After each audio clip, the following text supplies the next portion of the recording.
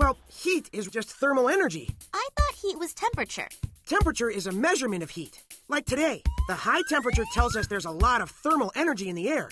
Low temperature means there's less energy. Heat itself is the energy. Okay, so if my laptop is hot, that means it has a lot of energy? Kinda. All matter is made up of particles. The faster the particles move, the more thermal energy, or heat, something has. Where does all that energy come from in the first place? It's always there. Energy can't be created or destroyed, but it's constantly moving around the universe, in and out of different matter. Heat is transferred in 3 different ways: radiation, conduction, and convection. But which one is responsible for burning my hand? Let's talk about radiation first.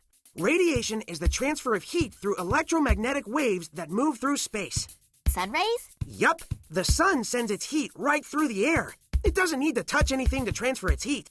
Well, I sure can feel it. Yeah, you can. When heat is transferred by radiation, it moves from one object to the next without having them touch. Oh yeah, I can feel the heat without even touching it. Now when you do touch the laptop... Not doing that again. Okay, but when you did touch it, heat was transferred in a different way, directly from the laptop to your hand. That's called conduction.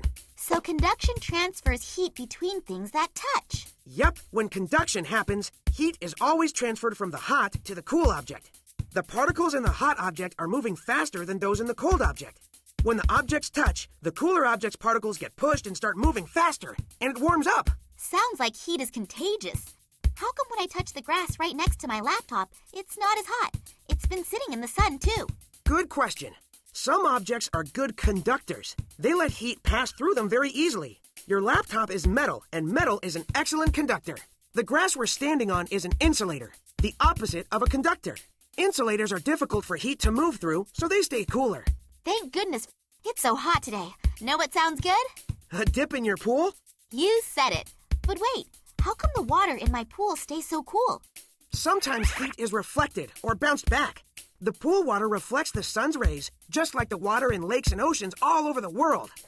Ugh, this water's warm. What happened to reflection? That's convection for you. The transfer of heat through a liquid or gas. But the water's inside this bottle. Sometimes convection works along with conduction. The water started out cool, but through conduction and radiation, your hand and the sun have warmed it. Both transferred heat to the bottle and warmed it up. Then the heat from the bottle was transferred to the water. The movement of the water then spread the heat around until all of it is warm. When heat moves through water or gas, it's called convection. Same thing happens when you heat soup or water for tea on the stove. 2 things I'm definitely not going to be doing today. Okay, so heat is different from temperature then. It's the amount of thermal energy that exists in matter, while temperature is a measurement of the amount of thermal energy within an object. An object that has little thermal energy has a low temperature, and vice versa. Heat is always being transferred in one of 3 ways: radiation, conduction, and convection. And it's always moving from warmer objects to cooler objects.